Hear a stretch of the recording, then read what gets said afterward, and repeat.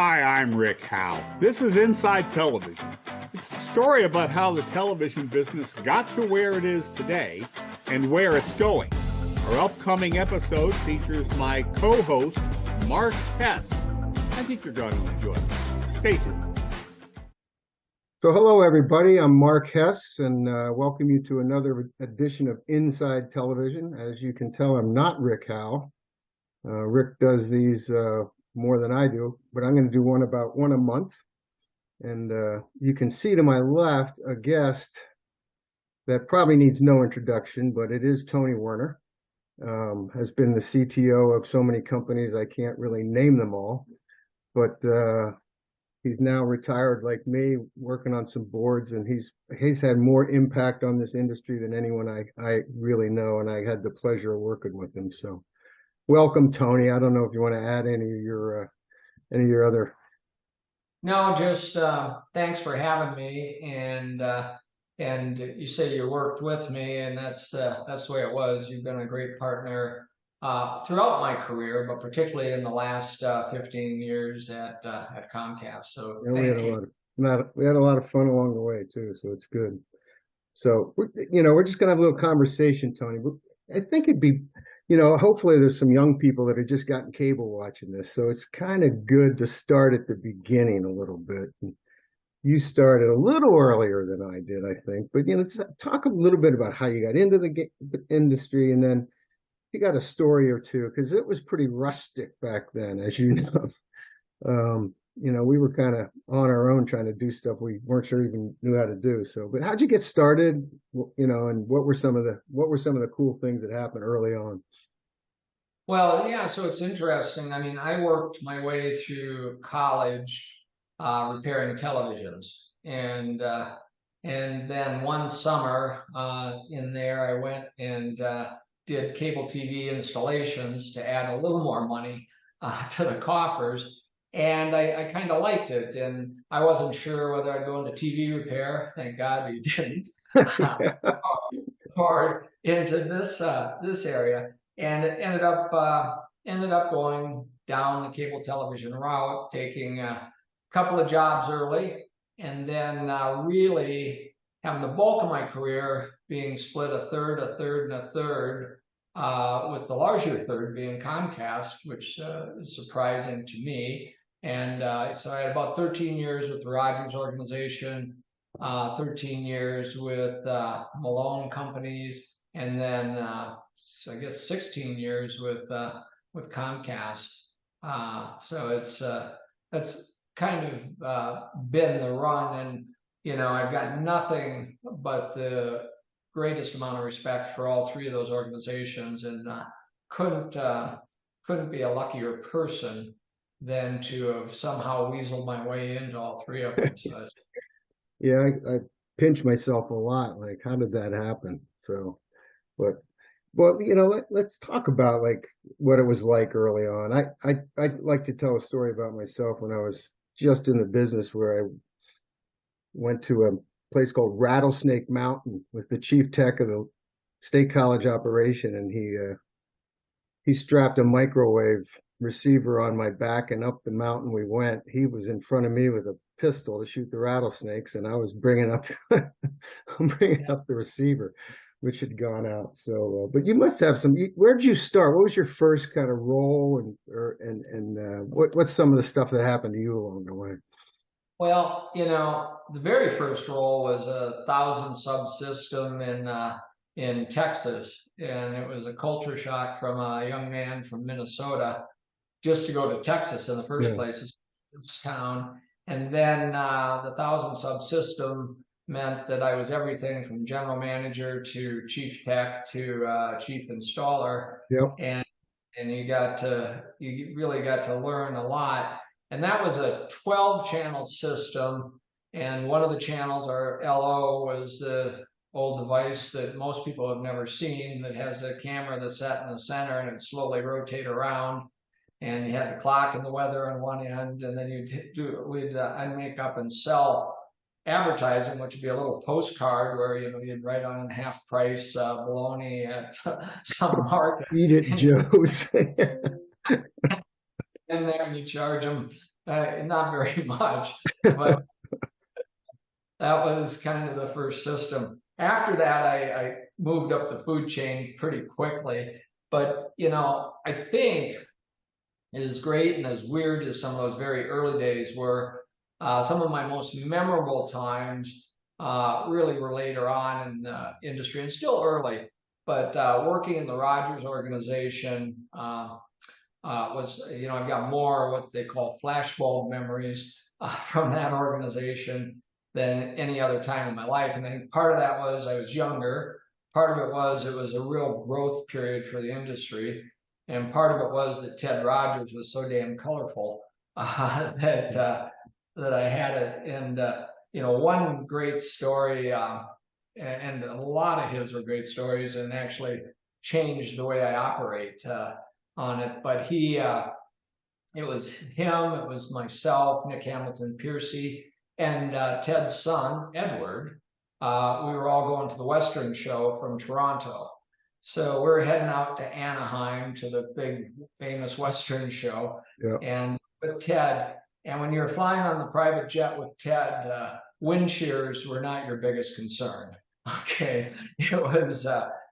We used to call his plane Quiz Air, because as soon as you get on, he'd have his notebook out and you'd be asked questions, he'd be taking notes, you'd be going through stuff. And that went for the full almost 7-hour flight that we had going from Toronto to Anaheim. Got to Anaheim, everything was great. Ted was a monster that he'd worked from morning till night. So 7 a.m. first session, you're there at the breakfast session. 5:36, Edward was saying, come on, Dad, let's go back to the hotel and swim or something. And Ted's, no, this is great stuff. We're going to take it all in. And so we're all working throughout the day. And we're in one of the last sessions one day. And all of a sudden, into the room, right before it started, came a couple of our colleagues, my colleagues from the West Coast, from Vancouver. And I could see Ted was a little agitated because he just didn't like people going to these conferences. He wanted, them to be selected, making sure they're doing trip reports and all that. And as they came in, one of the guys had 2 huge shopping bags full of stuff, that came off of the show. Swag. Yeah. And another one had just one, but there was like baseball bats sticking out. You could see Playboy pictures through it, all this stuff. And Ted just looks up and says, oh, yeah, Tom, Joe. And then all says, what the hell? It looks like you guys been at a damn carnival. What are you doing? You're not supposed to be at a carnival. This is work, And he just reamed them out in front of a lot of people. And so after that, I thought, gosh, you're right. Looks pretty unprofessional. And so then from that point on, I've never taken any swag that wouldn't fit in my pocket. Okay. I'll be walking around with baseball bats and all that stuff. They used to have some pretty good stuff too, but you needed a bag to get it home. That's for damn sure. Yeah, that's fine. Different time. So he was great. There's a lot during that time. I also remember I went out. He'd sent me, or the company had sent me to work at 6 cities out in California. And I was out there, just been there like a week. And I was in there, and it wasn't great facilities, but it was good. And all of a sudden, these guys came in and took the plants. I thought, well, what the heck? Guess we're not doing plants anymore. But then the next day, they came and took all the furniture, desks and all that. So, we rolled in cable reels, so we had stuff to write on and do and that. And Ted showed up on a Wednesday night, reassured us all that, we're going to make it, all that. And I didn't realize how close the company was to the edge. And the next morning, a Thursday morning, Ted had a 4:30 a.m. meeting with Michael Milken, and they raised, I can't remember, I think it was $1.5 billion, but a significant dollar amount of what at that time was considered junk bonds, and saved the company. And obviously it grew into a thriving enterprise. So Ted was he was a character and quite an entrepreneur. Yeah, I'll tell you, they had a lot of guts, didn't they? I mean, they just believed in it and were, going to put it all on the line if they had to, right? whether it was Malone and Magnus, Ralph Roberts and Brian, or Ted. And Ted also is the master of these one-liners, and I love the one he said in one of his interviews that you couldn't call yourself an entrepreneur unless you had mortgaged your home at least 3 times for the business. There you go. I'm pretty sure Ted did do that. Yeah, I'm so. going to say that's probably happened. Well, that kind of leads me to, we were both lucky enough to work for so many great people. When I worked at TCI in the corporate office, for whatever reason, I got to go to Malone's weekly staff meeting, which I'm sure you attended some of those. And I always used to tell people, you know what, you never came out of a meeting with John where you weren't smarter than you were when you went into it. I mean, it was just unbelievable, whatever he talked about, right? No matter who you were. Yeah. So, but you've got, Ted, John Malone, you mentioned Nick Hamilton Piercy. I mean, another pioneer. I mean, the number of folks Brian, and the number of folks you've worked with is just huge. So a little bit about, what effect they all had first on you, but then how do you think they all affected the business over time? I think it's incredible. And, great people beget great people. And so you look at these organizations, all 3 of them that we're talking about, and don't get me wrong, I've got huge respect for Cox, for Charter, and the rest of them, and there's some fantastic, but I didn't, my career wasn't long enough to work for all of them. So I just, couldn't think any higher of the individuals. And it's not just the 3 at the top that we're talking about, Brian, John, and Ted, who really leaders of the company, but the team that they had put together underneath them. And you look at just all the great people at Comcast, both people that were peers of mine, people that I reported to, whether it was Dave Watson, Steve Burke, or Neil Smith, who I obviously think just the absolute world of. Yeah, he was amazing. And the same at TCI, getting to work with Mike Freeze, getting to work with an awful lot of great people in there has been a true honor. And to your point, it wasn't just meetings with John Malone or Brian or those people where you come out smarter. I came out smarter in just about every meeting. Yeah. It didn't take much for me, but was, working with people like Sam Schwartz, Greg Rigdon, all the various colleagues that you had, which are so smart, and it's hard not to learn from all of them, and just so many great people. Anything special any one of those guys gave you that you can really touch as a touchstone anywhere, like with Malone or any of those guys, or is it just the body of work is pretty huge, right? I mean, it's just I don't think you can. Each one's slightly different in their personality and how they did it, but all great. I mean, we all remember Brian was so young. He was started, and that was always in the early days. But he is just turned into an incredible CEO over the years, and highly regarded by everybody, including Malone and the rest of them. He's just done a really nice job of leading the company and being basically a spokesman.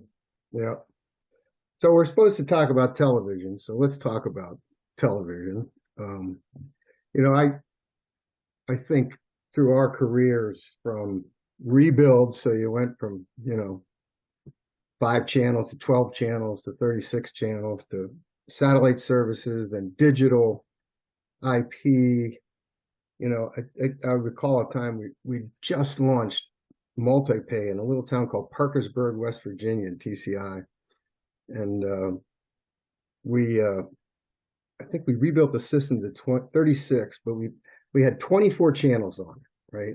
And holy mackerel, we're sitting around the bar that night and we're like, what the hell would you ever do with 36 channels anyway? So so it's just kind of funny I'm not very good at predicting, obviously, but talk about each one of those maybe and how you saw that change. I know we talked once about digital TV quality versus more versus choice, and how those decisions got made, and how we really as an industry made television totally different.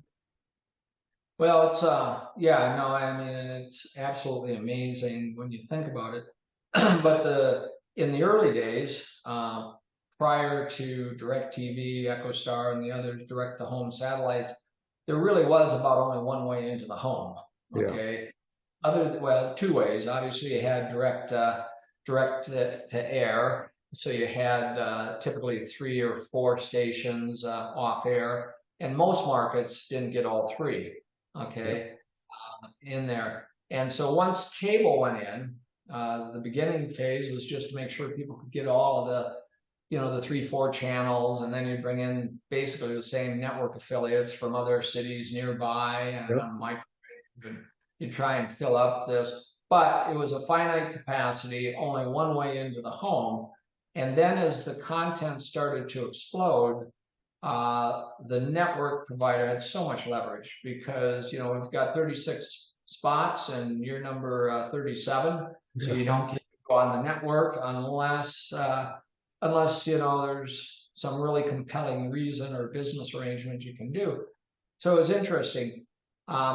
Gradually through, obviously satellite delivery changed the world. It's what really created CNN. And a lot of people say CNN is what helped bring down the Berlin Wall. And so major changes that came from that. But then gradually is what we went from is from finite capacity and only one person holding it for market to infinite capacity. And you can get it anywhere. And today, called the internet.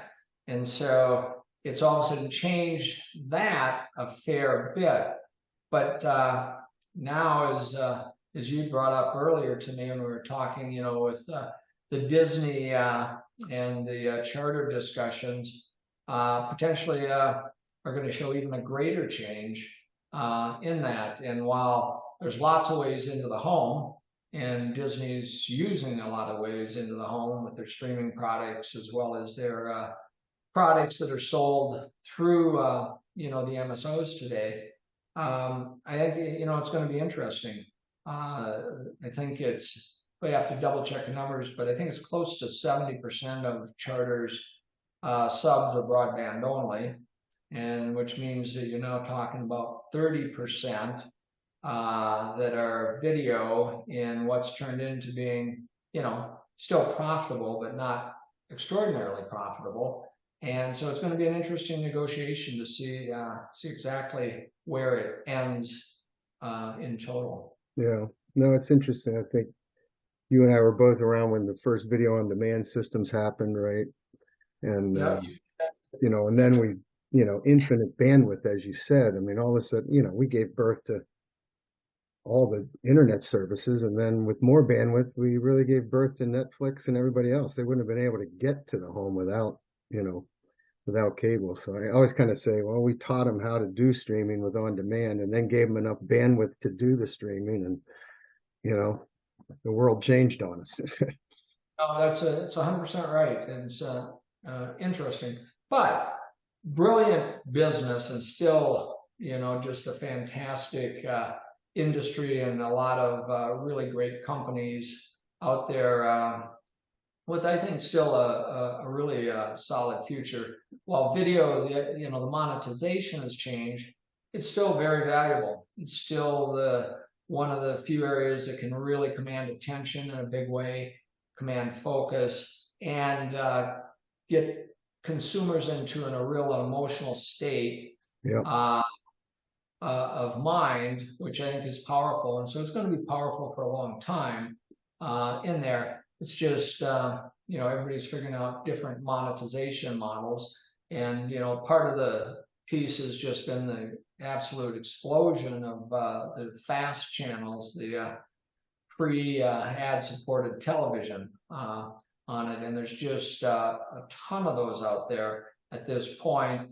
I'd argue that Peacock started that a little bit on the premium side, and now you're seeing it. Obviously Fubo and a bunch of of those that are out there. And so again, interesting to see ultimately where it settles in. Well, that's good. Yeah, I think, I mean, the economics of our business, I can remember years and years, I was just in the business and marketing guy called up and said we hadn't spent our 4 cent a sub a month marketing supplement that ESPN provided. A little different now, right? So, but Yeah, no, it's yeah, everything is went in scale, but broadband is still just so important to the consumers, and happens to be the networks that have been built by the Comcast, the TCIs, the Liberty Globals, the Rogers, the Cox, the rest of them are just a fantastic, very flexible delivery mechanism for broadband. And it's something that's very near and dear to everybody's heart these days. In fact, just what you are doing, just think in the old days, this show would have never seen the light of day. So, but thanks to no shit. Mark Hess talking to Tony Werner. We'll probably get about a dozen, eyeballs on this, so who knows. But we did used to have the LO channels, and yeah, and I was in Minneapolis, Rogers system. I used to have to do a monthly meeting with my boss where we'd take calls from the customers, and it was just I was petrified because you're on TV, and I was all nervous. But the neat thing is Rogers had put in these interactive boxes. They're some of the first, and we could see viewership stats. yeah. So all of a sudden, I started looking at viewership stats and realized that even though we had 60, 70,000 subs, there's typically only about 10 people watching this channel. So I didn't feel near as nervous being on the LO, knowing that you weren't out there in the masses. Yeah, no, I've been on a couple of those myself and had the same feeling. Well, yeah, so we'll end up maybe, you're as good as anybody at seeing the future. I mean, I don't think either of us saw the change that would happen to us so quickly, but what do you think next is for cable? I mean, that's a really really good question, and it's probably one that's better asked to some of the other leaders out there. I think from a technology perspective, the fiber is going to continue to go deeper and deeper into the network. I think DOCSIS 4.0 is a game changer and is going to just really supply almost unlimited bandwidth that is needed. And whether you need that on a per customer basis, maybe not, but just having that aggregate amount of bandwidth so you can do business services, so you can do a lot of things more economical. So I think on the technology side, continues to improve on all fronts. Video, the resolution is going to continue to increase, and everybody said who needs HD. right. I remember that. Who needs it now? And who needs 4K? Who needs Ultra HD? Who needs 8K? Okay, nobody needs it, but it is going to happen, and people are going to continue to use it. And I think there's a lot of other new services out there that will start consuming bandwidth. And then, of course, all the technology that's hot in the news today, generative AI, and some of the others. And that will, it's one of those that always, as is said, that you overestimate the short term and underestimate the long term. And I think that statement couldn't be more true for AI. I mean, there will come a time when everything you do a search for is so accurate that it's beyond reproach. Where today you have to be your own intelligence to look at what's garbage, what's accurate, what's quackery. If you're going with Dr. Google and some of the others, right? That will get to be just totally refined with AI over time. But and I think our industry will benefit from that as much as anybody. So I think we've got a lot of that, and then there will be services that will start to emerge, and you're seeing it going across the gamut. And you know, autonomous cars are going to need software updates in the home. You're going to need all sorts of things to go forward, and all these things are happening in parallel, and they're all I think they all go back to really reinforcing the need for the incredible network and the incredible delivery system that this industry has built. Yeah, I've always said never underestimate our customers' ability to use every bit of bandwidth we give them. Something will happen. Something will come up, right? Yeah, so very true. Well, Tony, it's been great catching up. You are a great friend, a legend in the business, and it's really, you know, it's an honor to work for you. It's an honor to have you on the show, especially my first show. Hopefully it'll turn out pretty well. And at least a dozen people will watch it. So in that Minneapolis system. Well, thank you for having me. It's always great to see you. And again, I still feel incredibly blessed to be part of this industry and to have had the good fortune to work for so many great companies and with so many great people. Yeah. So you being one of them. So thank you. You got it, man. You and I both. All right. Be good. Have a good rest of the summer. One scoop of AG1 replaces multiple supplements with 70